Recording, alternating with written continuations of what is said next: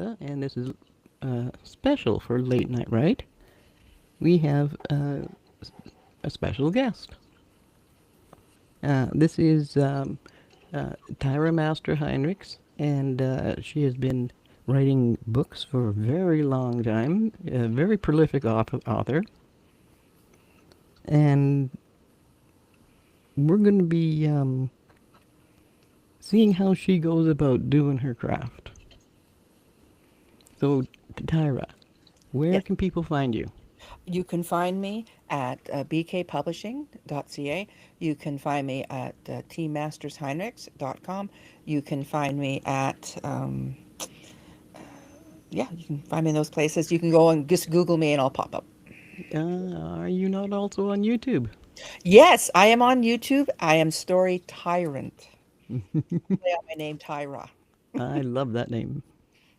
Tyra and Rant. Yes, it Works did. great. Yeah, it started off as my rants. Uh, Mm-hmm. Okay, so right off the top, um, what is the reason for writing?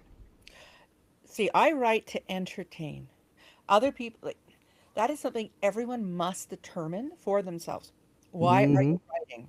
You can't just say, "Oh, I'm writing the great American, Canadian, British, Western novel." You can't say that. You have to say, "Why am I writing?" Some people write to entertain. Some write to educate. Some write to promote something. The person who writes a manual on how to put together a carburetor from a 1958 Ford something is no less a writer than the person who is writing short stories about cats that are getting published, if you know what I mean. Like, Yeah, but you need to yeah, yeah. know why you're writing. The beauty on that one is that's a teacher. Yes. The other problem, though, is some people think I'm going to write a book or have these tools write it for me and I'm going to get rich. No one gets rich quick writing. No. No. The argument is most of your overnight successes, that overnight took a minimum of 10 years. Oh, that's same with the movie industry. Yep. All I think right. something about creatives. I think it has a lot to do with creatives. They're being creatives. They're not business people. Yes, and they have to learn their craft. That is the other problem with writing. People Mm-hmm. say, "Well, I've read 5 books, so I clearly can write one." That's the argument of saying, "Well, I use my phone, so I could clearly build one from scratch." Or, Mm-hmm. "I drive my car, so I could build an engine." I would argue you can't. Well, that's like I use my computer, but that doesn't mean I know how to program it. Exactly. Exactly. Mm-hmm. All right. So, in the beginning, before you even start writing a book, how do you go about building the story? I mean, do you go for, do you build an outline first? Do you, um, go by the seat of your pants? Do you flesh out some things? Do you know the ending before you start? I am a classic pantser because I write by the seat of my pants, or what people call writing into the dark or a discovery writer, where you start writing and you literally discover the story as you go. Mm-hmm. The only thing I will plant, so I also am kind of a planter. So that's a person who doesn't quite plot, but does some outlining. But I only do it for me, and this is a system that works for me. I only do Mm-hmm. it after I have done usually the first chapter or two. And what will happen is in the first chapter, I know the genre, and you need to know the genre of what you're writing. And I am a proud genre writer. I love being writing in the genres. Yes, you do. Yep. And the thing is your genre comes with implicit promise to the reader. So, for instance, if you're writing a police noir, which is a police officer, it's a darker story. You're not going to have a happy subplot about a guy becoming a clown, helping children. Like that would be a weird subplot. It's not something you're promising in a police noir. If you're Exactly. It's out of place. Yes. So you have certain promises. Some people, especially newer writers, will argue that having the um, limitations of a genre, they refer to as limitations. It's like arguing that you put a foundation in for a house. And the argument is, well, that foundation limits my house. Well, yes, it does. But how you decorate that house and what you do with that house is completely up to you. But That's right.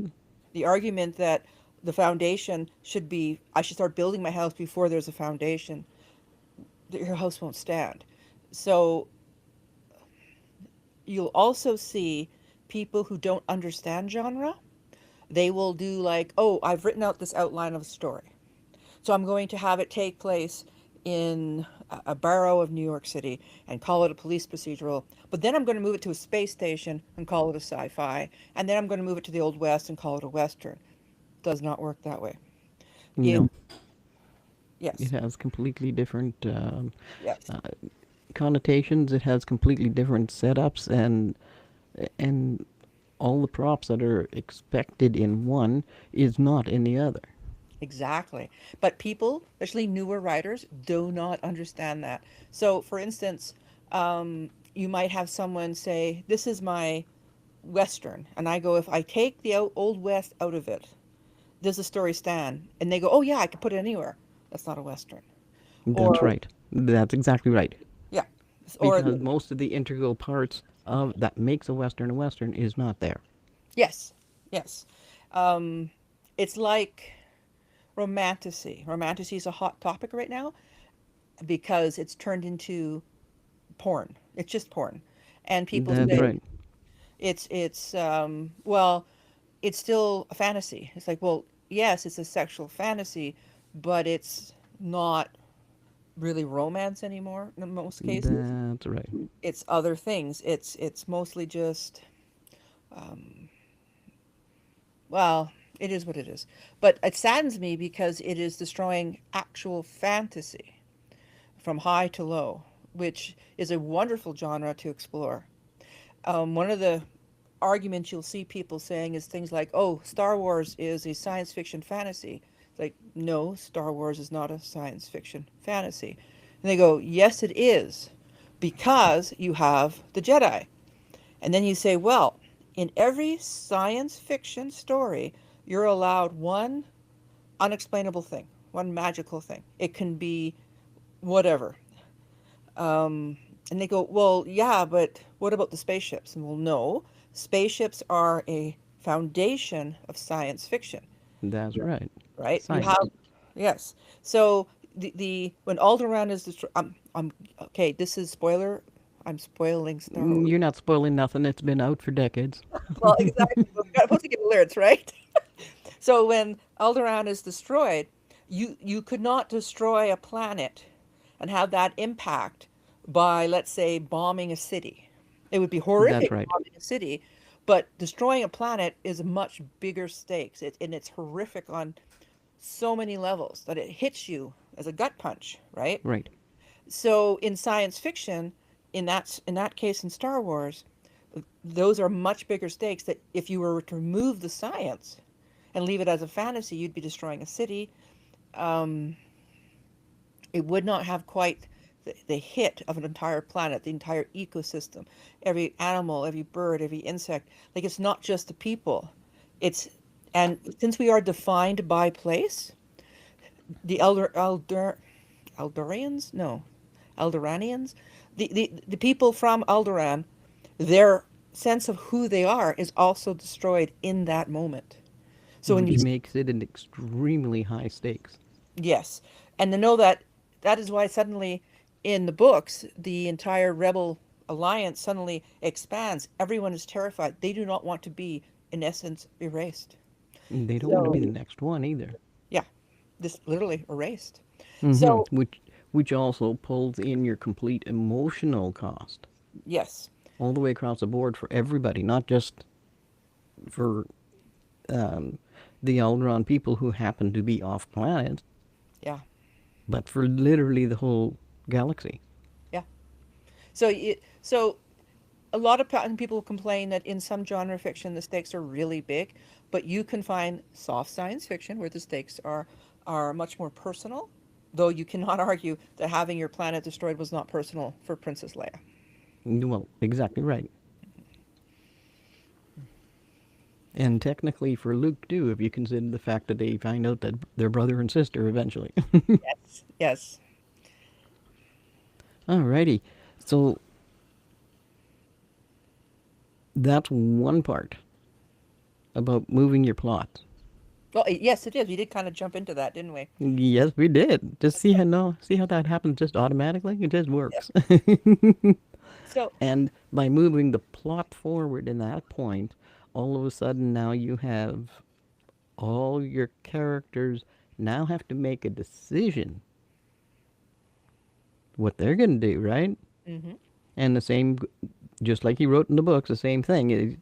hmm You know, everybody decided to go whichever way they're going to go. Some went with the Empire, and some went with the rebels, yeah, it and it was. just snowballed from there. Yeah, because some people were so scared that we better join them so we don't get wiped out, and other people said we better fight them so we don't get wiped out. That's right. It's cultural. Yeah.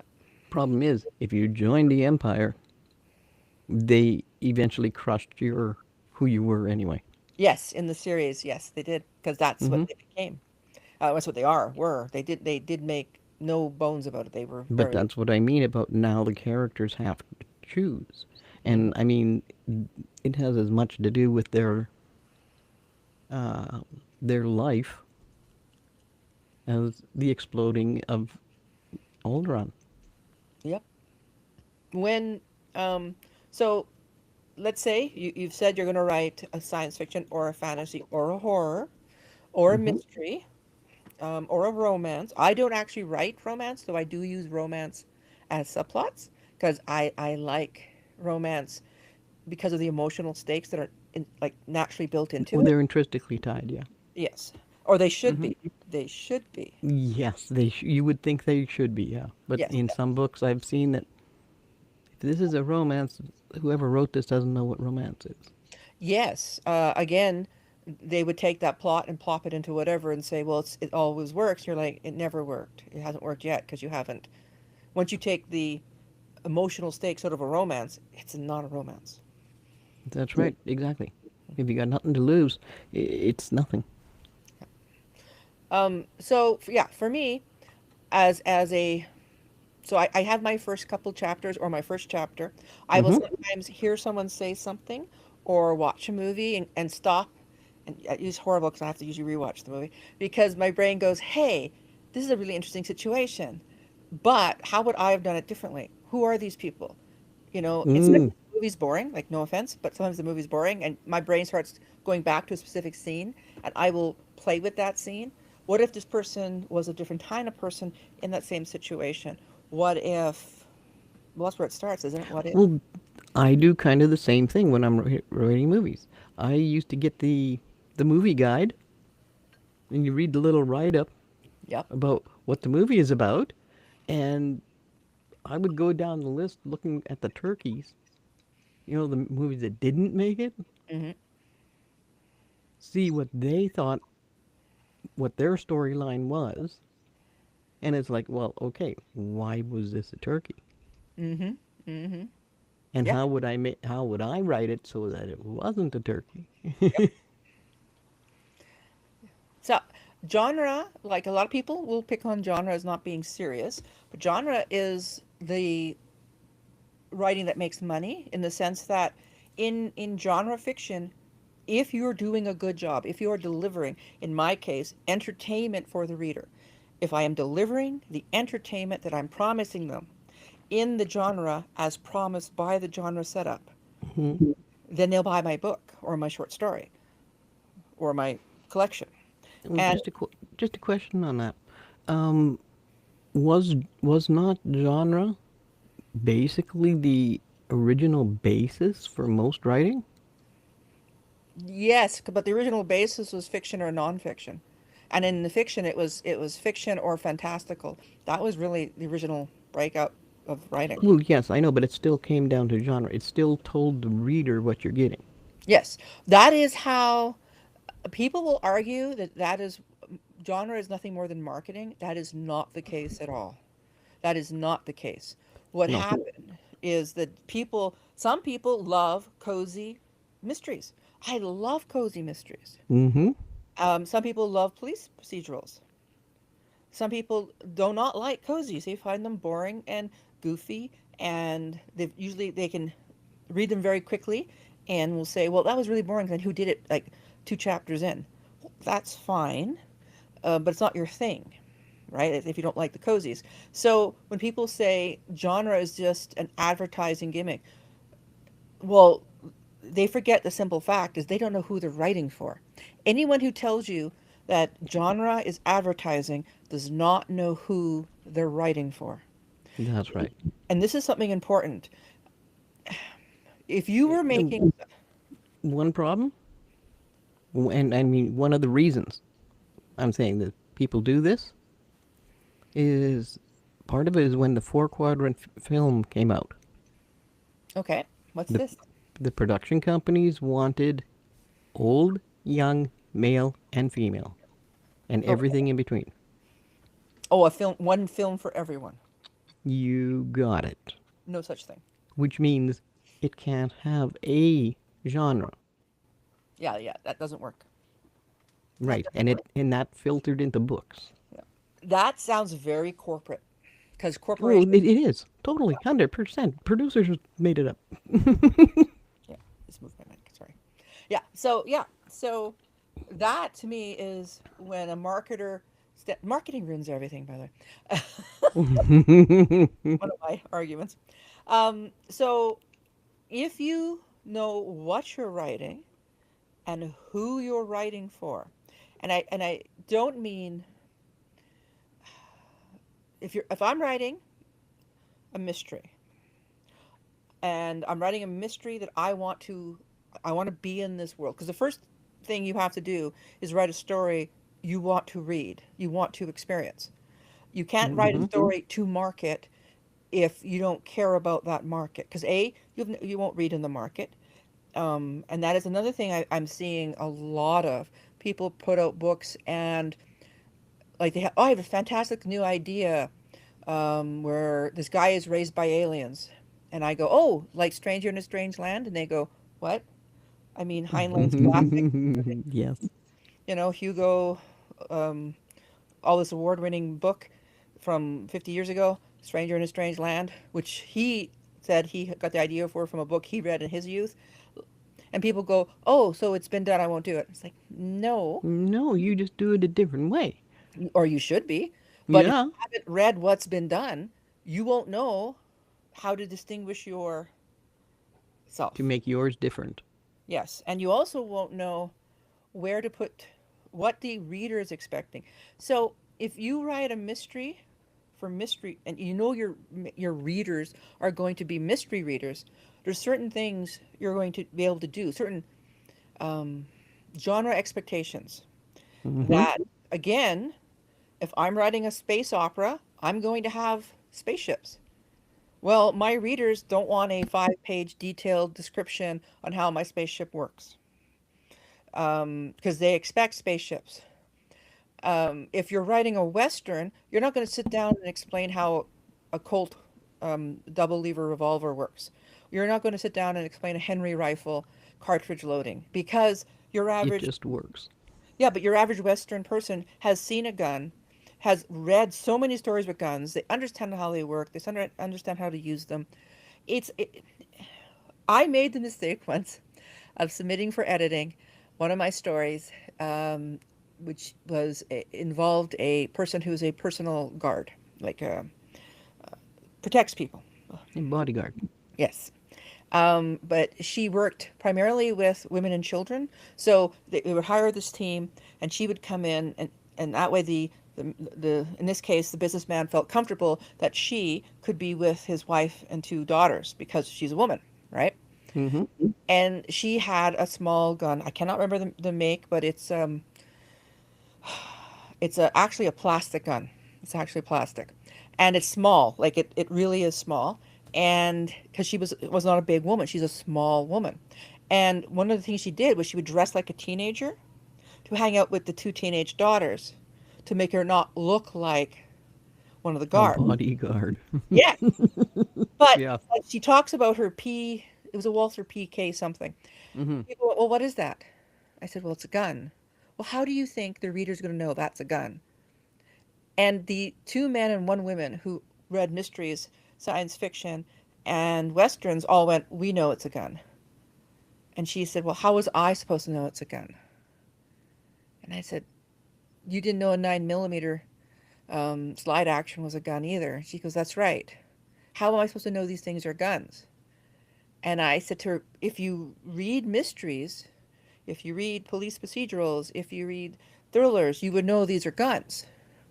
If you understand that she's putting it into, like I have her strapping it on, it was all The holster and everything else. everything. So to me, it was very obvious. Even if it wasn't a gun, you could infer it was a gun. And the one lady who even said that, not this one, that, oh no, I inferred it was a gun by the holster and the loading and making sure she had her clips. And this other woman is like, well, I don't read that. And I thought, well, you volunteered to edit a thriller. And you don't know the genre. Yeah, and you've never read a thriller.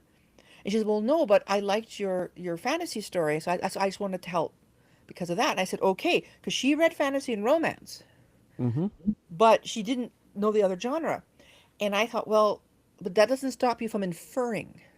Like I've given enough clues around each of the weapons, her expanding baton, all of them, that you knew that A, she's trained in them, and B, that they're weapons.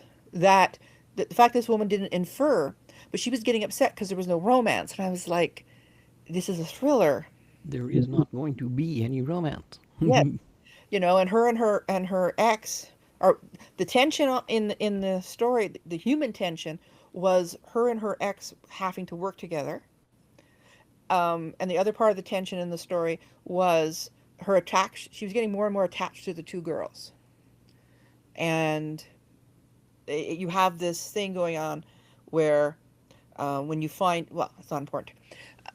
The thing is when you choose to edit or you choose to write something, if you have not read in that genre, you will not know what the props are, what the expectations are, nor will you know what's been done.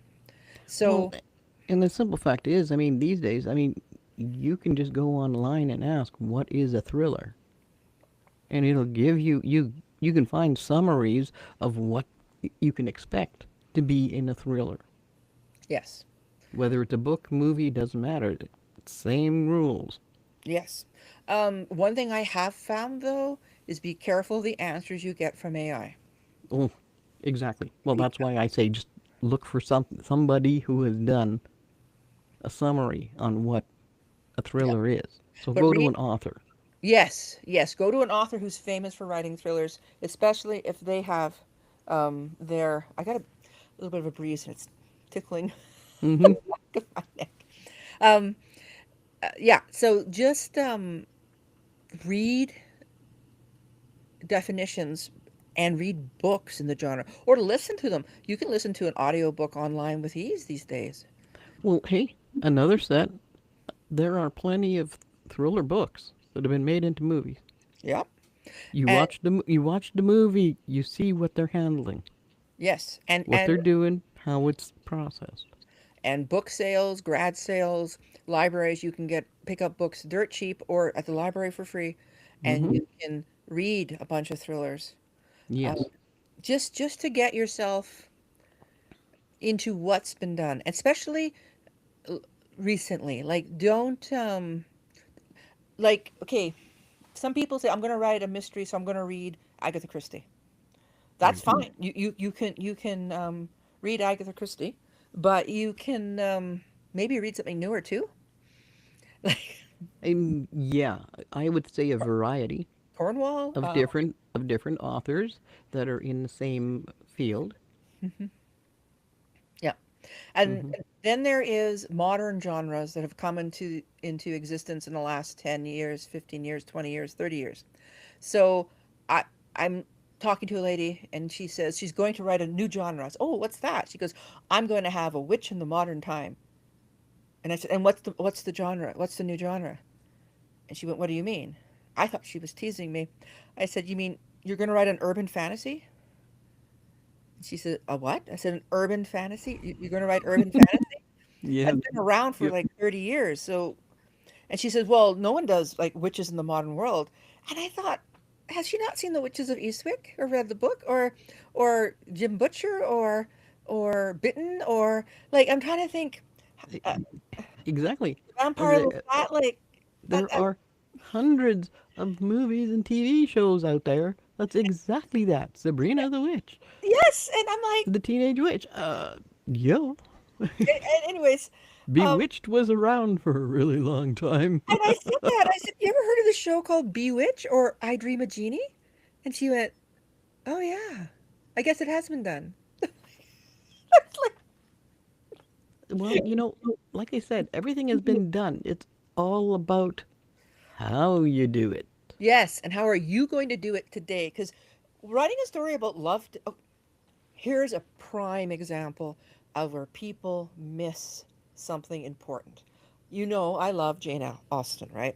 Mm-hmm. I love the movies made from her books. I think Pride and Prejudice and Sense and Sensibility, Emma, like there have been some fantastic movies that are made from those books. Yes. Um, but due to modern culture and the lack of understanding of older cultures in young people, and not just young people, but mostly young people, the, one of my favorite things to hear about is, oh, I watched Pride and Prejudice, and Mr. Darcy's a jerk because he wouldn't talk to Mr. Collins when he talked to him at the dance. And I thought to myself, that's correct.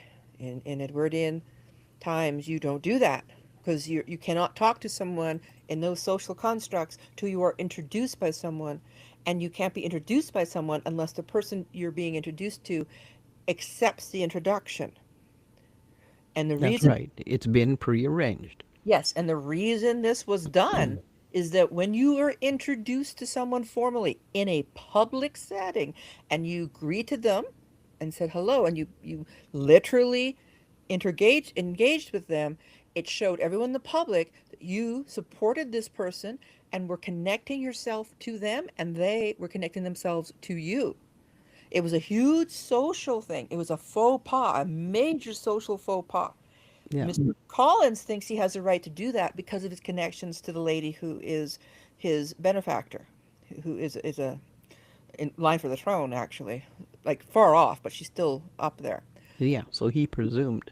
Yes, and the problem was Mr. Darcy didn't know him from Adam, and a pre-introduction out of the public eye had not been made. That's right. Yes, So he was not willing to associate. that's correct. And it was a huge faux pas, and that is why Lizzie says, "Oh no, he will think him like horrible, like socially horrible, because that's such a big step out of propriety." But what people don't understand is, like in Sanderson. It's a short series. It's a two books, I think, but it's a short series of shows now, done in the early or late Edwardian, where they make this area. This young girl, her family helps this much richer couple out when they're.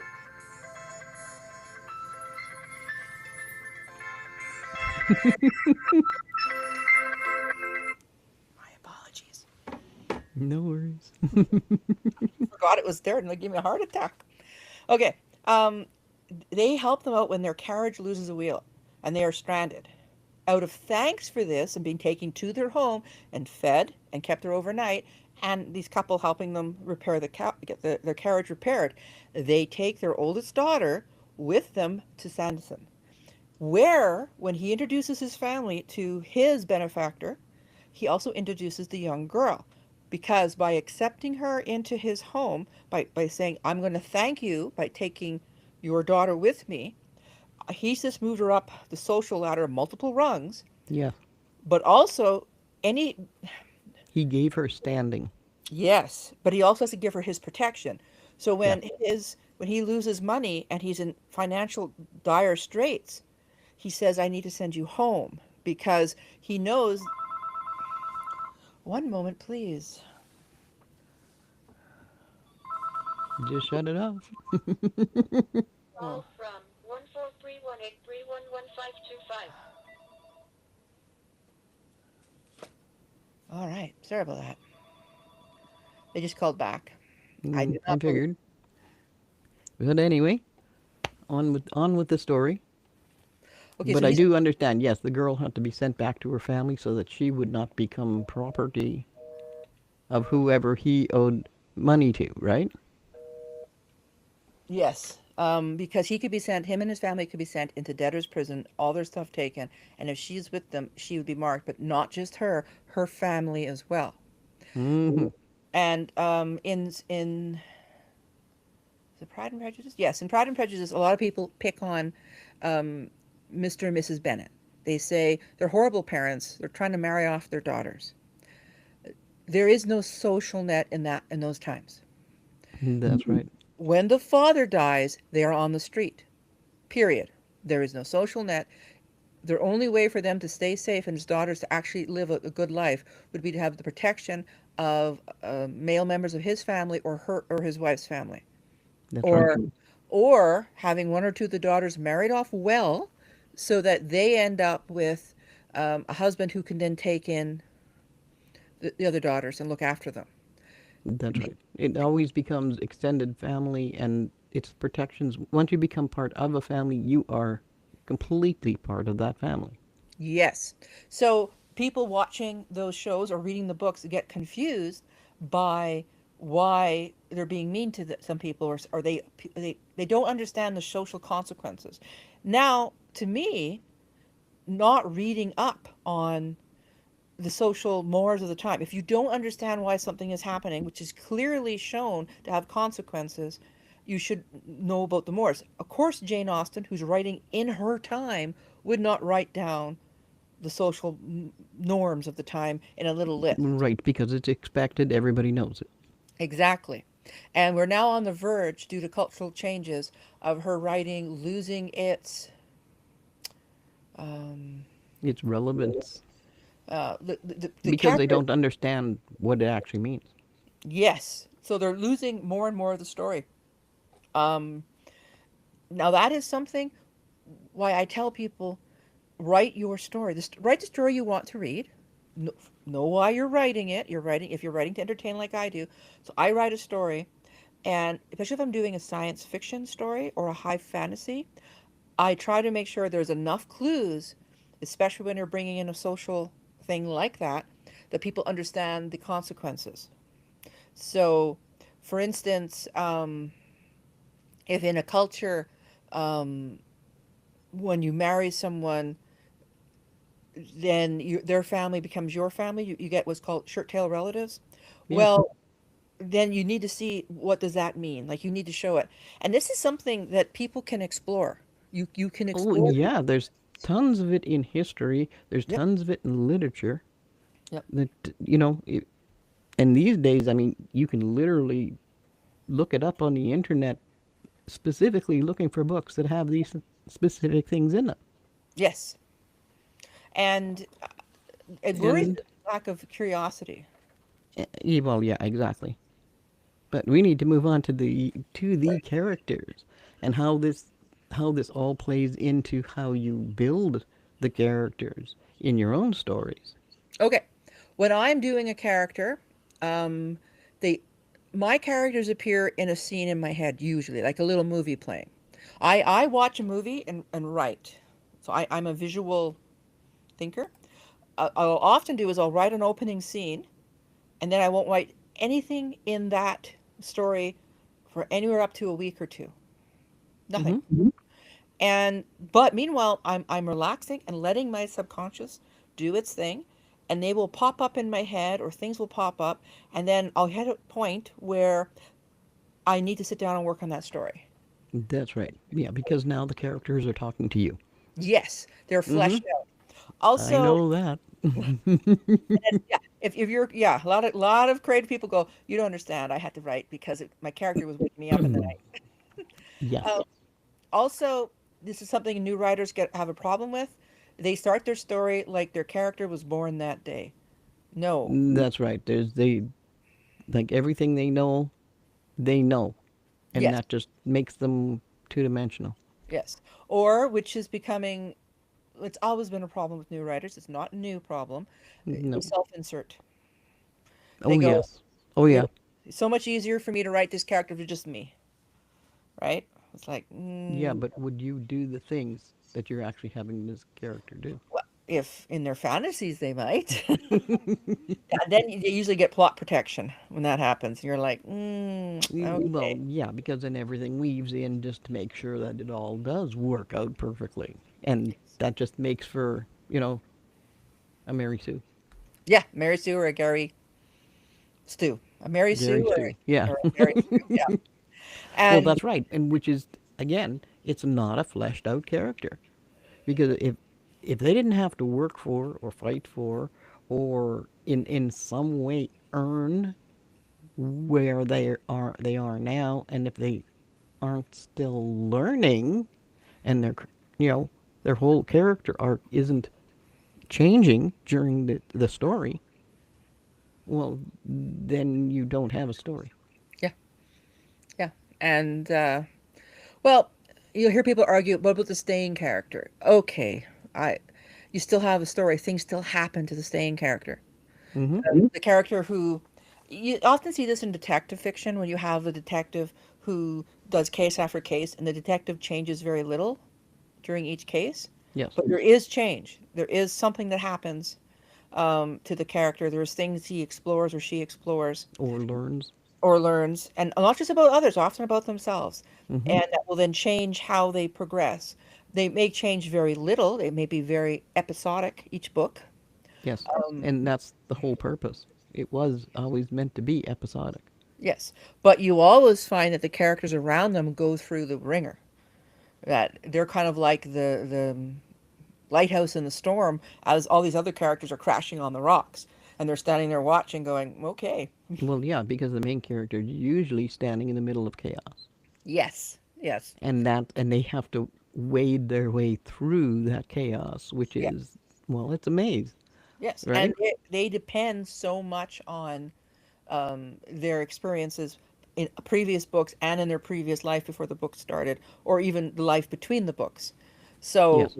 again, you try to explain this to people, and they say, "Well, it's so hard to write a character that's not me." Well, you have to write a character that's Well, not you. then maybe you should be writing a different type of thing. Yes, or practicing more. Well, that too. Yeah. Well, I wrote this That book. too. It's like, okay, how many books have you written and thrown away? And they go, what? Um, for the first 10 years that I got serious in writing, I rewrote My Blood is Black and Moonlight 20 times. Like, Oh, I can vouch for that one. yeah. And I threw out. It started off with a old um, Irish style pub in New York, literally. Hmm. And all that's gone. The only thing that remains from the story that was to the story that I have completed, the novel is finished, is the names of the characters. That's it. Everything else changed. Yeah, Um, I can see that. but in that time, I wrote a science fiction where this girl is she's heading out. She's driving to university. She gets grabbed by aliens. She literally has her car loaded up with stuff going to university. Um, like she's already moved into the dorms, and she's come home, and then she was driving back to the university, and she's worried because she didn't remember if she paid her parking, and she gets grabbed by aliens, and she wakes up on a ship, the alien ship that has crash landed on an alien planet, and and what's happened, like I wrote that in high school, and I learned a lot about writing, right? So I started off with the I did this and I did that, going, oh, that's horrible to read. And then you move on. So that was like 300, 400 pages that finally went into the fire. It was burnt. Hmm. Bad. Um, I wrote a couple of stories involving knights. Don't ask. It was a stage, and I threw those away too. It was best. There, Okay. it was. Yeah. Um, So, and obviously the reason you threw those away is because of the amount of editing you have learned oh yes. over Oh the yes. years. Yeah. what works, what doesn't work, and what Yes. belongs. Yes, and that comes from reading voraciously. You have to read voraciously, Mm-hmm. and you have to read good books.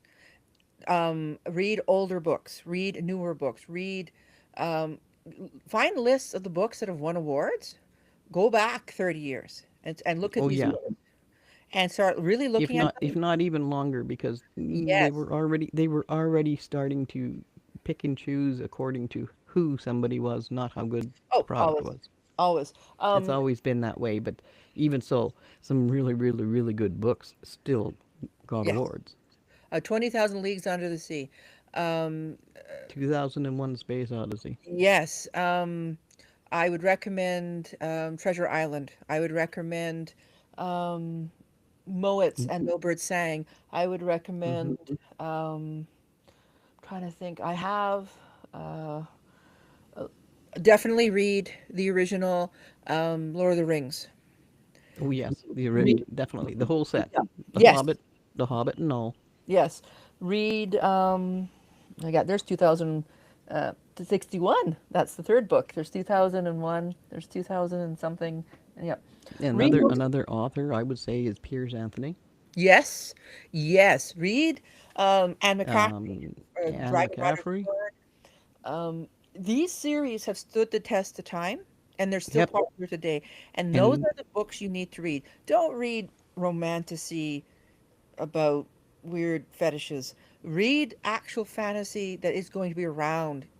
Like it's been around, and it's going to well, be not around. only that, it's going to spark um, your own creativity and your own ability and seeing the different ways you can write. Yes. The number of people who picked up Dracula, I love Dracula. Mm-hmm. I read it. I was in grade six when I read Dracula, and the teacher said to me, "What an odd book." And remember thinking, "Why?" And she says, "Well, it's not a book. It's a series of journal entries and letters." I said, "Yeah, it's epistolal style, or I think it's called." And I had not thought about it. I thought it was odd when I first picked it up, but I was in grade six.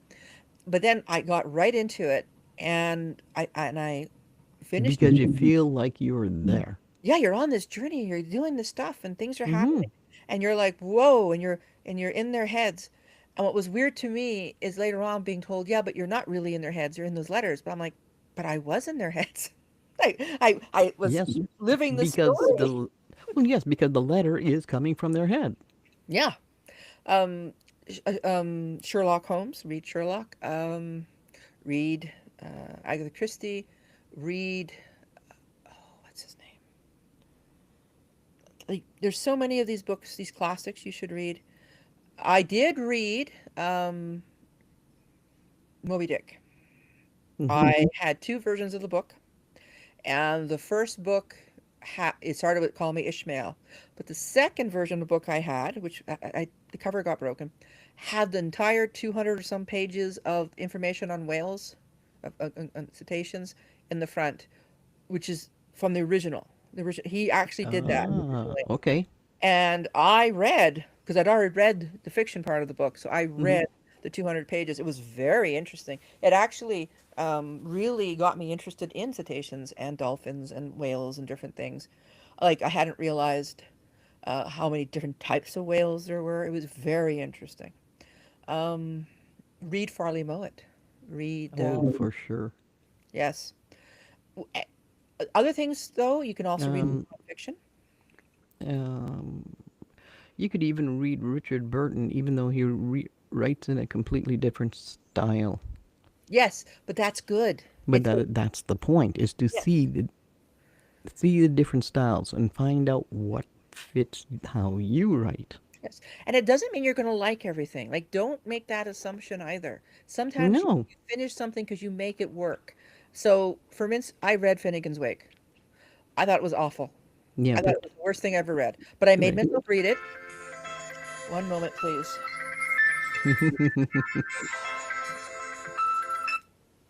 I don't know who's calling me. And no one's called me for on my phones for weeks. And now, All of a sudden, there you go. Sometimes it happens.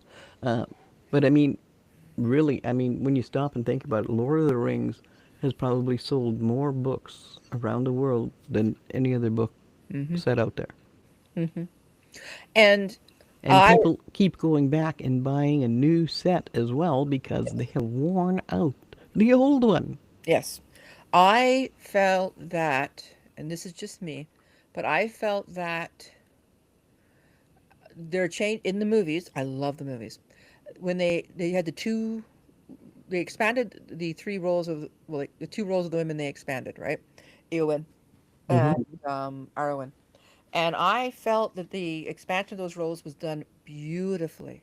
To me, It that was was, perfect. even though they weren't in technically in the books. No, but they were in the subnotes, and they were in the notes, and they were in the similarian, and they were in the Hmm. histories, which I also read. So, Of to me, course. they weren't a shock. They were like, "Oh, I love that you're expanding these roles," and it went with Tolkien's thinking because years later, decades later, he said he wished he had given them large roles in the story, which I always thought was beautiful for him to say. Um, and I love people have discovered his essays. I've Yes. only had access to two of them, but it was decades ago, so I can't really remember much about them. But recently there was a gentleman talking about he loved how masculinity was shown, about how Aragon is shown as the best of men, and how, but he still has flaws, but he's there as, and they show his choices. And then people said, well, and you see the flawed hero in Boromir, and you see the different characters, right? And different aspects of masculine strength. Well, yeah, and Aragorn technically was the literal. Um, Embodiment of the Western man is ideal at the time. well, but he was also the quiet hero. Mm. He But the didn't Western man want. at the time, He did not want to be the hero. no, He wasn't an anti-hero, nope. but But he he was was the true. reluctant hero. Yes, but he was true to his principles and he was true to his morals. It's like when you watch, And word given is word given. yes, if you watch Die Hard, do not laugh at me. It is a Christmas movie. So you Yes, watch it Die is. Hard, It totally is. and Mr. McCain is he is a modern man, but he's true to his morals. He loves his wife. He is there because he was an ass. He admits he was an ass. He was there to apologize to Holly and try to get things working again because he understands that he's the one who messed up. Yes, And you sit there and you go, well, they say, oh, he's misogynist. That's not misogyny. That's the opposite of it. that's right. Yeah, exactly. You know, this is someone who loves his wife and is there to apologize. And I love the fact that, He knows he broke it. He has to fix it. yes, but he didn't go That's to the called that's called honor. yeah, honor and morals. And it intrigues me how people attack those with honors and morals. And that is something that I say, well, if you want a good hero. Going back to Lord of the Rings and the three women, people don't seem to realize that Arwen, she is the shield maiden. She plays the young woman who wants freedom and is rebellious, but at the same time seeks honor. She is the sister among brothers. She is the um, lady who does not want to be tied at home. She's the rebellious spirit, but who still seeks honor. That's right. Um, Eowyn, she is the mother. She just has that mother principle so strong. When she sees the child that her and Aragorn will have, she chooses death. Sorry, I get emotional for this one. I always Hmm. found her sacrifice. People say, well, what was her sacrifice? She lingered for centuries alone. Centuries. Because she could not die quickly. It would take her 1,000 years to fade. And she could never go into the undying lands. And I thought to myself, wow. But she knew that. And she chose the Yes. child. And then you have, um, oh goodness, the queen there, the elfin queen. My brain isn't blank. Um, I hate when that happens. But anyway. Blanchett plays her. Kate Blanchett plays her. And she's the queen there, the queen of the elves, the woodland elves of the green forest there. She is a queen. She's a queen in all aspects of it. Everywhere, everything she does, and every way she moves. Kate Blanchett played her as regal, as beautiful, aloof, but inspiring. That's right. And she's there to inspire men and others to greater deeds. She is there to stand firm for what is true. She is there to, um, well, uh, Well, and give her blessing. yes, and her gifts, and they weren't Mm-hmm. asked for. Her blades, the brooches, the rope, and then she gives Gimli three of her hairs that he asked for, and they have more significance in the books. But anyway, Yes. um, the thing is that they represent three aspects of femininity that are often overlooked. Like you see the mother principle, but it'll often be kind of discarded. And instead of the queen, you'll see the crone, but instead of her being the female sage, which is what the crone is supposed to be, she'll be the useless one in the corner or something, or wives' Well, tale. yeah, they've designated her to be the Karen. Yes. Um, and so that was something I thought was very interesting. And that is why people today, the so called, well, we're not going to go there. All right, back to writing. Back to writing. Okay, to editing. All right, To editing. editing. Yeah. I grabbed this book to show you. Um, Editor Proof Your Writing 21 Steps to Clear Prose Publishers and Agents Crave. Okay? To the clear prose that publishers and editors crave. It is an older book and it is really good for a new writer or even an intermediate writer to have. It covers simple mistakes, it covers basic issues. It helps you to edit your own work, but it also helps you to figure out some of the mistakes you're making. I got it a long time ago. A long Yeah, time ago. where are the how to find the mistakes and then how to fix them. Yes. Um, Mm-hmm. one Okay, of the, so what year was that published in? this one? Oh, good question. One moment, please. It was Mm-hmm. published in. Yeah, because I mean that eliminates a lot of um, work and expense you would have to use for a complete, like a full edit from somebody else doing. So this one was copyrighted. This version was copyrighted in 2013 by Don McNair. Mm, cool. Okay. Um, it's I find that people need to be more critical. Okay, when you write your book, when I'm writing my book, when you write your script, whoever's Mm-hmm. writing, you need to write the story you want to read because you're going to be with that story until you're finished the book or short story And then some. and then some, yep. But at the same time, you can't edit. Okay, no, that's not right. You need to put your editor and your critique, your personal critiquer. You need to put them in a box and put them in your yard. Get rid of them somehow. Okay, have them go away. Yeah, So you're while you're writing. doing the writing, yes. Yes, that's why Hemingway always said, "Write drunk, edit sober." What he meant was if you is you got to have no inhibitions when you're actually writing the story. That's right. Write the story. Now, you will gain confidence the longer you write. This is just how it is. It's the longer you Not write a, just. yeah. Yep. You know, you start riding a bike on Monday, you're not going to be confident for at least 2 or 3 months, right? And you've encountered a bunch of things. It's the same thing with writing. Um, they say you're until you pass your first 10,000 words.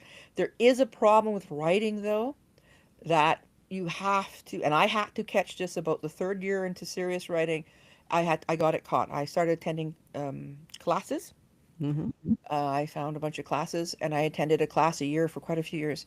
And what happens is if you can repeat a mistake and keep doing it because you think you're not making the mistake, or you don't realize it's a mistake.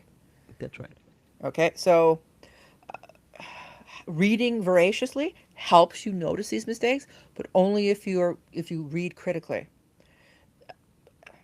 So when editing, you have to first off get ego out. Another problem with a lot of new writers, especially those who don't know why they're writing, they go in, well, I have an agenda. Well, you're not writing fiction then because you have an agenda. That's right. Well, I want to proselytize. Okay, again, you're not actually writing fiction. you're writing copy. You're you need to go and You read. should be being a story editor somewhere. Not even that. Well, Um, I know, but yeah, okay, that's your opinion piece should yes, be going to essays. a different place because that's what it is. It's an Yes. opinion piece. So proselytizers will often, it doesn't matter, it could be religion, it could be a political idea, it could whatever it is, it could be a monetary system, whatever they're proselytizing. They need to understand that's what they're doing. And it's much better for them to go and read copy editing for advertising than it is for them to read fiction books because they're not trying Yes, to entertain, they're trying to sell an idea. that's right. And a lot of people get mad at you, especially And that's people, totally marketing. yes, people get mad at you, especially people who do not, what's the term? Who do not accept why they're writing, who do not know why they're writing. Sorry, Bless you. sorry about that. I told you I have the and then the furnace comes on, I get a woof of air, goes Oh, right okay. up the back of my neck, but I also every once in a while get a woof of dust. I swear. Um, Well, probably it happens in every furnace sooner or later. yeah. Anyways, yeah. So again, it comes back to why are you writing? If you're writing to entertain, Yeah. it's different than if you're writing to proselytize, which is different if you're writing to educate or to how to do something. Well, that's right. But also, if you've done your writing and you're going to give it to an editor, guess what? Your editor needs to know who your audience is to do a proper edit. Yes, and that includes you. When you're rereading your work, when you've finished your story, Mm-hmm. you've put it in the box for a week, whatever. I'm the put in the box for a month person, and you're done that, and you come back and you pull it out, and you're going to edit it. You got to know who you're writing it for. So if you're writing it for a general audience, no one in particular, well, it's no one in particular. It's not a marketable product. If you're writing it for the general audience who reads mysteries and they read cozies, well, you're going to have different things happen. So, for instance, if you're writing it for a cozy and you got a person being run over by a car and it's graphic, no, that goes out. You don't do a graphic thing like that. Also, with cozies, you can have bodies dropping like flies. You can have like 10 people killed. You can have a whole You family just wiped out. can't see it graphically. Exactly. It's the Whereas, opposite of a horror. yes. Now, if you write a Or rather, I should say it's the opposite of a slasher. yes, I was going to say horror doesn't work, but it does for subgenres of horror. If you write a police procedural, you better not have bodies dropping everywhere. You might have one, maybe two deaths, and that's it. Yeah, Because because they have to go and figure out who did it. yes, and it's and the police procedurals. There's a lot of how done, a lot of how is like where is the evidence? Where's the evidence leading? Mysteries. This is something for some reason people cannot get their head around. Again, it's mostly new writers who are not reading enough in the genre. Mysteries are a puzzle. Yes. Thrillers are a nightmare. Mm-hmm. Mysteries are about justice. They always end with justice. A mystery doesn't matter if it's a cozy, if it's a police procedural, if it's a noir, if it's oh, and a cozy and a noir are opposite each other, Yes. and that confuses people. And it's like no, a cozy is the great good place, and the nice good place has been disrupted by the crime, and now your sleuth must restore order and confidence. Whereas a noir is the bad place is there, and danger is everywhere. It's the big underbelly of the big dark city, you know. And your sleuth's job is to bring justice to the dark underbody of the big dark city. You know, think Sunset for Hire or the Maltese Falcon or those are noirs. Sorry, Right. I'm trying to be Bogart. Well, yes, I know, but we need to get into the publishing Oh, and yes. all of that. So I like printed books. I prefer printed books. I prefer physical book launches. I prefer Hmm. popping over to libraries, to bookstores, to craft centers, like when you're having a You and me craft sale. both. Yeah. Is that like wandering off? I do recommend if you are doing any of that sort of stuff, have someone with you. If for nothing else, Yeah, to the hassle. curb your enthusiasm. That too. That too. I I have many a times done a sale where I have my books and a couple friends there, and then one lady said, "I can't do book sales with you guys anymore at these craft places." I said, "Yeah, we know." She goes, "What do you mean?" I said, "Well, the last one you spent like $200." She goes, "Well, yeah, but I got my Christmas shopping done." Well, hey, bonus, okay. But the thing was, is we had people come trying to buy her books. They want her to sign them. We don't know where she is. She wandered off to go to the washroom. We didn't see her again till it was almost over. Oh well. All right. Yeah, exactly. So with publishing, what really are the options these days? Okay. You can do print on demand, which is very expensive. There is shipping costs as well as all the printing costs, and then there's getting stuff to you. Okay.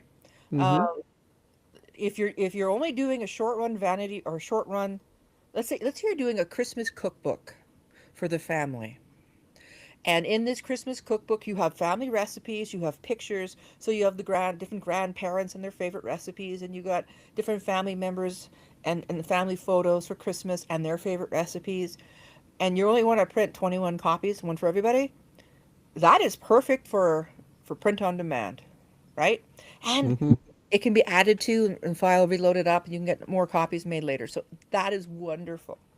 Um, if you're doing where you have to travel to a location and you have limited ability to haul stuff with you, like you're in a car or a camper, sometimes I think print on demand works good for such people. Other times I'm not sure. And the reason I say this is that if you look at a well, first off, if you don't have a lot of money up front, then print on demand might be required for you. Like you might have to go that route. Yeah, just Otherwise, buying a few at a time. yes. Otherwise, I would say talk to printers in your area, and they're everywhere. And a printer only prints the book.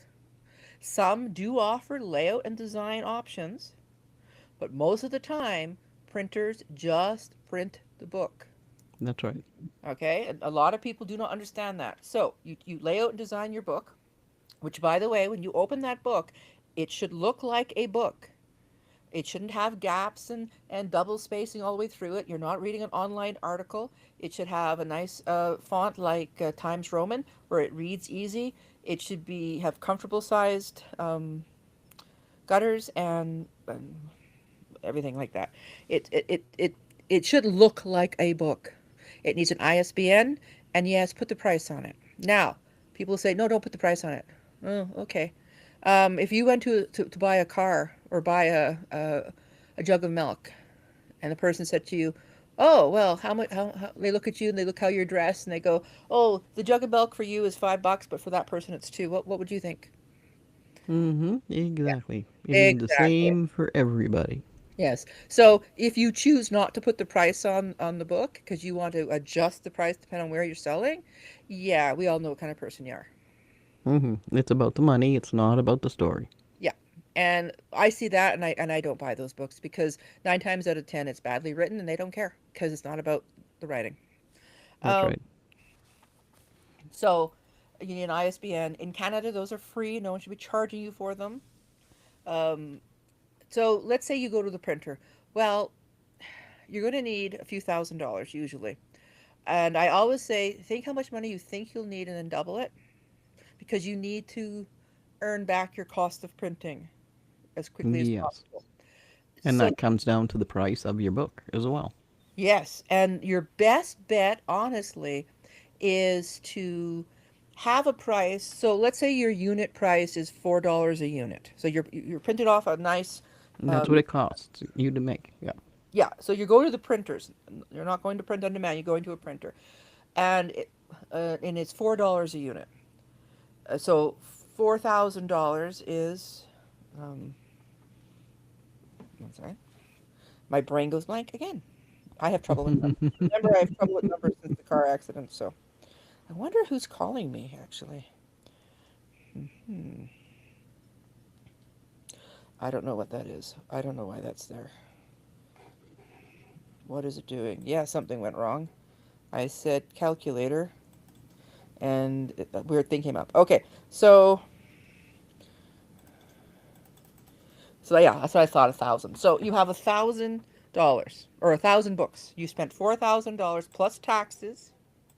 Okay, Hmm. so you have 1,000 books. They cost you $4 a unit, and then you turn around, and this is a 400-page novel, and you sell it for. These are just numbers I'm grabbing out of my butt. These are not expected printing numbers because it depends on so many things from paper quality to if you have color or don't have color to all kinds of factors. Okay, That's right.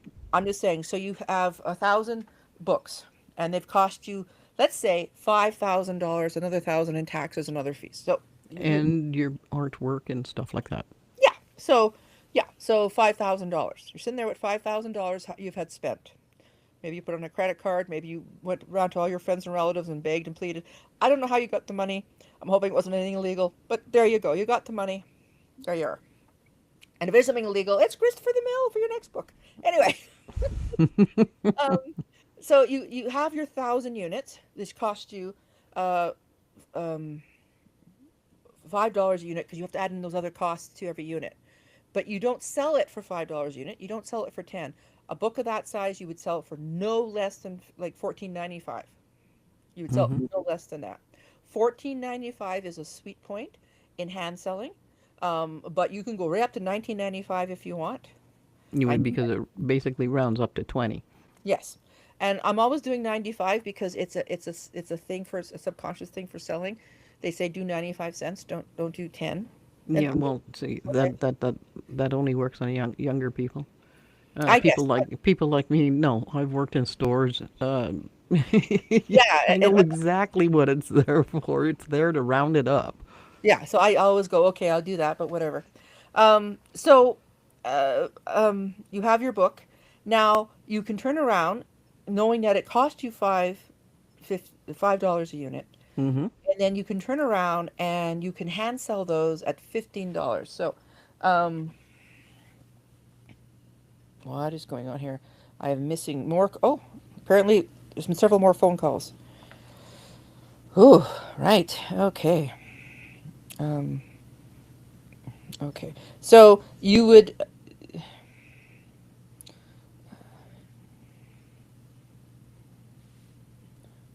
So if you were to sell all those books for $15 each, you would make $15,000. So you'd make a $10,000 profit.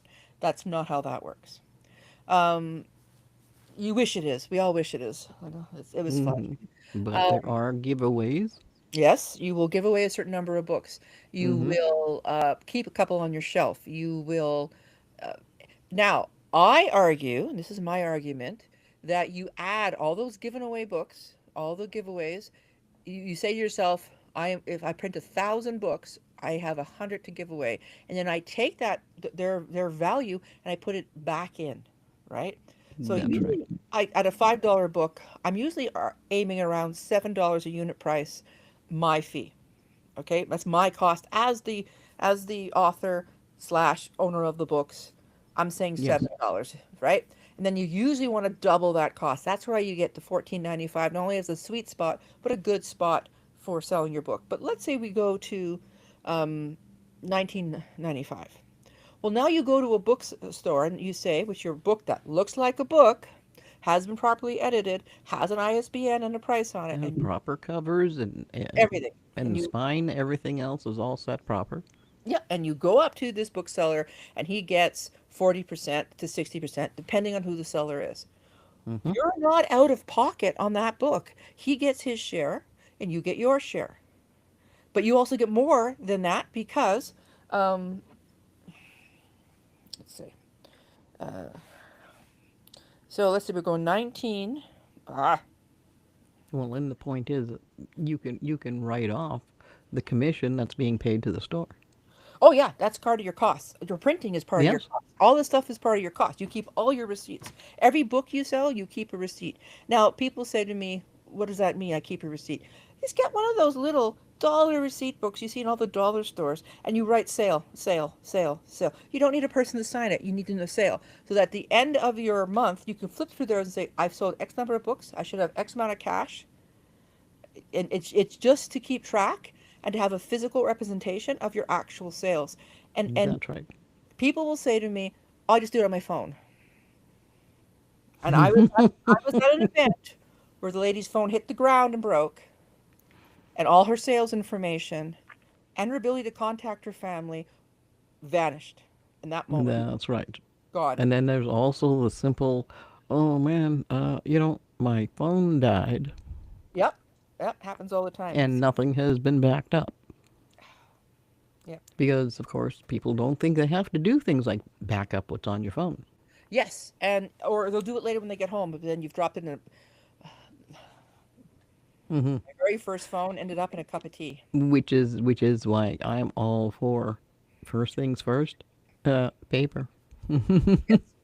Also, and this is a psychological thing, sitting back and seeing 4 or 5 of those books with 100 receipts in each one and looking at those and seeing those sales, it makes you feel good. It's a physical representation.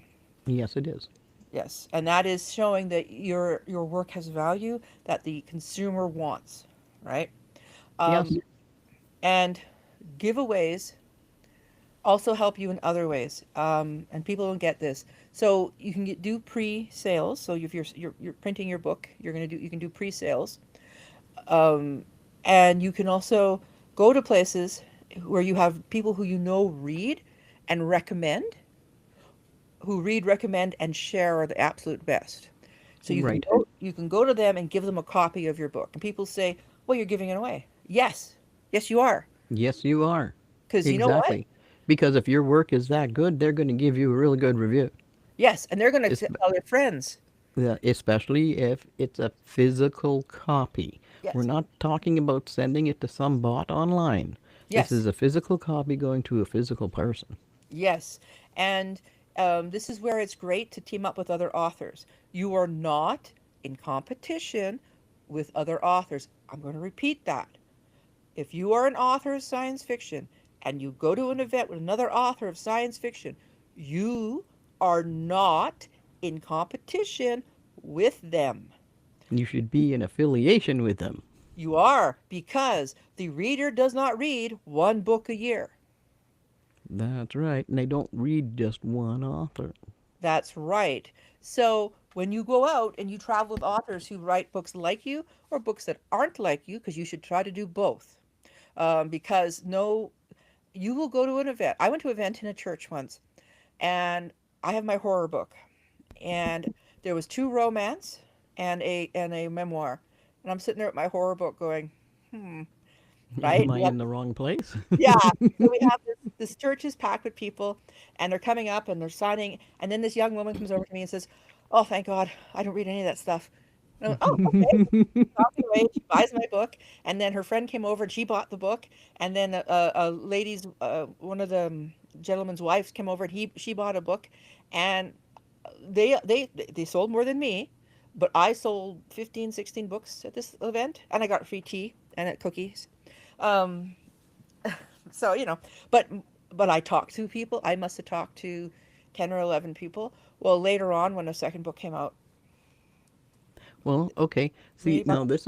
this is one way of self-publishing, and then you've got the online way. Yes, online. uh, I'm no good in social media. It is not my forte. I find it confusing. You will notice when you watch my uh, t- tyrants And tyrant. that I don't push marketing online just because I don't do it's not my forte, but I accept and acknowledge that it's not my forte, it's not my strength. So I rely on other people where I can to help me with online because Yes, I know it isn't my strength. which makes sense. I mean, stop and think about it. Every book, every product out there has a marketing company. Yeah, our team, a They team. don't do it themselves. Yes.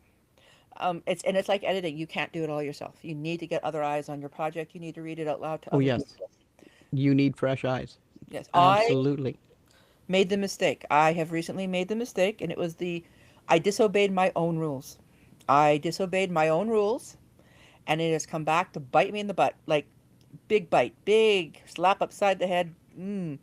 And I had a customer, a client, and a friend who demanded not to go through the editing process. Didn't request it, demanded it. There was no time. Things had to be done now. Uh, they didn't accept the timeline. Everything's fine. I'm just dragging my feet. And I buckled. I have never done this before, and I will never do this again. I wanted to get together with them. I wanted to do a live read through. They said no, it would take too long. And due to the time of year and a bunch of other things, they wanted the book.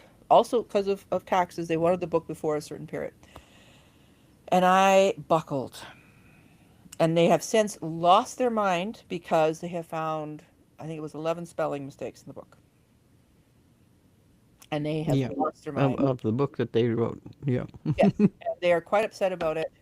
And I realized that I disobeyed my own rule, and I was been very nervous about it because I've made a point of never disobeying that rule, and I did, and I have paid for it. I have paid for it with their anger and frustration because it's obviously my fault as the layout and design artist who was not contracted to edit it originally. As the we needed 2 more weeks, and they could not wait, and it was in the original timeline that it would take from the beginning to end a project would take a certain amount of time, and they were convinced that was not I was just dragging my feet. You weren't doing it fast enough. Yes. And I told them the timeline, and they understood it and they accepted it, and and then yes, so I paid the price for that because even though I was not contracted to edit the book, even though my contract was just to do layout and design, I went I didn't do a read through with them. Their editor was unavailable because they were moving. Mm-hmm. Like physically there was no editor physically available. But okay, this is something this author doesn't normally have a problem with, but you see it in mostly new authors is the every word is golden. If I didn't put that word there, I put that word there for a reason. I do not want to edit it. And this person doesn't normally suffer from that at all. So again, my fault. We didn't do the live read through, and there were mistakes. And yeah, so this person is all angry and upset with me. And I am mad at myself for not obeying my rules. When you have a process for producing your own book, Mm-hmm. follow the process. On the BK Publishing, I have a site. You will go there, and somewhere on that site, you will find a list of what to do for your publishing for a print book. And it walks you through it. And it says you have to do this by this time. You have to, like, it gives you a checklist. The timeline. Yeah, and it's free. It's just there. Just take it. Just use it. And in there, it talks about social media. It talks about prepping stuff. Like for instance, if you go to a printer, you can have bookmarks made when they do up your covers. No, because it comes off the side of the cover, it greatly reduces your cost, and Mm. like Yes. greatly for these. And they're full color. They're beautiful. They're great. And I tell this to people, and they go, "Oh, but my company I'm working with, they're charging me $2 a bookmark." And I'm like, "No, because they Two are dollars a bookmark. You don't even pay that at the store. exactly." So I just look at them and go, "No." I said, "Well, are they punching a hole in it, laminating, punching a hole in it, putting a tassel on it?" And they go, "No." I'm go, "You're getting ripped off." But Yeah. no, you're getting ripped off. So you just ask them what your that is another change with the printer. So you'll get a stack for every book. There will be a bookmark then, Hmm. um, which is wonderful. Um, yeah. So you have Okay, so who who really are the new traditional publishers then? Hachette. I don't think I'm saying that right. A Random House. There's only three. There's only three, and they've bought up everybody else. They make it look like there's a bunch, but there isn't. And Mm. Hachette which is French, does not get together with the other two, who get together pretty regularly to set Okay. prices and things, which to me is a monopoly. But I guess as long as Hachette doesn't join them, it isn't. I don't know. I would not recommend going with a big publisher. A, they're not interested in you. No, they're just interested in dollars. Yes. If you want to go traditional publishing, nowadays they usually come to you, and they will come to you because you have a strong online presence already. You have a strong number of sales being represented. So they will come to you and print your book. Either that or you have a name. Yes, you're recognizable, you're marketable because That's right. they They have, don't have to do any work to get this book out there. yeah, you're much better off to work with boutique, small and medium publishers. They're small. They have an editor, two or three. They're usually genre specific. They know what's been Hmm. done. They're usually local to an area, a given area, and they usually have connections with a lot of independent bookstores, which do, And I find most of them from the ones I've run across, they pay way more attention to detail. yes, they are doing it out of love. They're trying to make a living out Hmm. of it because you know the old joke, right? How Well, do they want to make something beautiful. yeah. It's simple. Yes, but yeah, and the beauty of the work usually takes precedent. Hmm. There is this old joke in publishing. How do you become a millionaire through publishing? You start with $10 million in publishing books. Yeah, Gee, sounds like just about every big business I've ever heard of. yeah, yeah. Um, yeah. So when you're publishing your book, oh, so you go to your printer. You have 1,000 books in boxes you have now brought home. Yes. Put them on outside walls so they can help insulate your house. Make them into coffee tables, put them under beds, put them all over your house. Keep track of them, but put them all over the house. There are places you can hide boxes of books that will amaze you. I know. I know. Yeah, Trust you've me. done it. I'm doing it. Yeah. Um, have books with you. This is the biggest mistake I have made. I have traveled places and run out of books and not replaced them in the car. Yeah. Now, being where we live, books will peel, will curve because of moisture and heat. So you should put a desiccant thing in the box. Um, anyway, but yes, have books with you. Have books to show people, to sell people, to give to people. Um, if you're on a third book in a series, but you still, hopefully, you still have copies of your first book, and hopefully by this time, all your printing costs have been recouped, which means everything you now sell from the first book is gravy. Start giving that first book away to people. Hmm. Have someone come to you and say, "Hey, I'm doing a deal. You're at your hand selling. You say if you buy these two books, I give you the first one free. Or if you've Well, bought, and there's also another marketing tool there. Those now you sell them in the box kit as a trilogy, yes, yes, and those are huge. yes, I People want to know that, especially if that is the end of the story, yes, that is because something. now they can just bang buy all three in one nice little package. Yep. Now that is something I'm happy you brought that up because of self-publishing. Hmm. Many people, myself included, have been burned buying the first and second book in a trilogy where the second and third books, or just the third book, has never been done. Exactly. So I also have gotten to the point where if it's a trilogy, I want to buy all three, but only if I like the first one. So box sets in that sense, yeah, they are doing well, and Hmm. that's the reason. Because whether you like it or don't like it, you know you have the whole story. Yeah. And well, hey, you know, you open up, you start reading it, you find out you don't like it. Well, you can give that whole set to somebody else. Yep. You know, hey, Uh, make it a birthday present, whatever. You know, do you remember that 50 Shades of Grey series? never read it, but heard Okay. of it. Yeah. Well, it came out, and I did not get one for Christmas. But by August, I had I had a stack of about 30 books in here of the 50 Shades of Grey. All kinds of friends of mine had gotten them for Christmas, and they all gave them to me. Curtis came home 3 or 4 times with these books, and I said, "Stop accepting them." They said, "Well, they think you'd like them." And it's a different version than the other version. or it's the same. And I took them to the library, and she said, we can't give them away. I don't want any. And I said, okay. So I went around, and I do not laugh. I stuck a ribbon on them, put a note card on them, and left them in places. These books are a free gift to whoever would like to read them. And I left, um, I think he said it was eight hardback sets all over Winnipeg. Just left them with a note. Hey, and, why not? and and I think three or four of the soft ones, and I just left them in clumps. Like I was all three books, but a note saying, these are free books. If you want to read them, read them." And yeah, it was just one of those things. It was like, okay, but everyone kept giving them to me. I you know, I think they just knew you. They knew you liked books. You write books. Oh well, we'll give them to your husband. He'll take them, and we can get rid of them. yeah.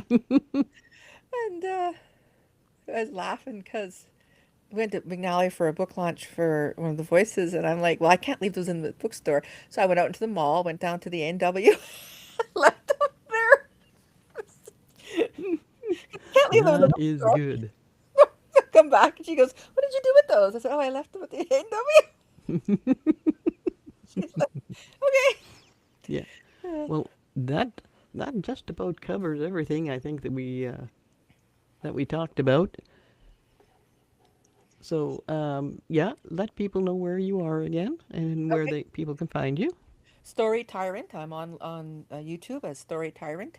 I'm you can find my work at BK Publishing. You can find it at Amazon Books, and you can trying to think there's someplace else you can find it. But anyways, there you are. And yeah, and you can leave me a note at BK. You can contact me through the Story Tyrant site, and enjoy. Yeah, and thank you very You much. bet.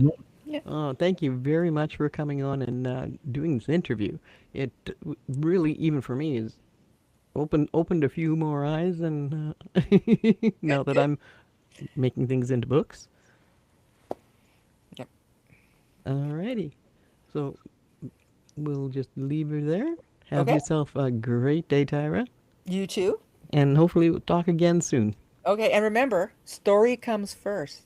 Always. Yeah. Bye bye. Bye bye.